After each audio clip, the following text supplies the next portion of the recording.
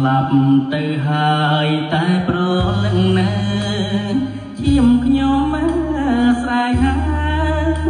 ដាំអស់ក៏លវត់ឲ្យភ្ញាក់ក្រោកឡើងមកជួយប្រយុទ្ធដៃកាន់អាវុធកុំចាប់ណាសត្រូវដេញចោលចង្រៃជាតិចោលសួរពូជអាចោងអើយកំហូចវិនិច្ឆ័យភ្លាមទៅទឹកដីខ្មែរយើងតពូជញ៉ាកូនចៅដូចឆ្នាំខ្មែរត្រូវខំថែរាំងសា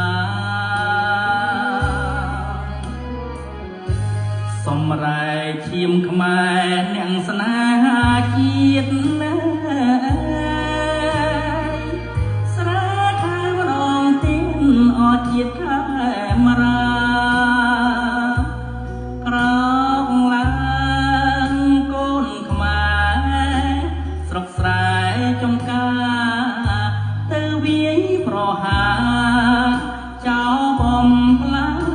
ញជាតិណាកុំចាត់ឲ្យអស់ឈាមថោកចង្រៃកុំបងអងដៃ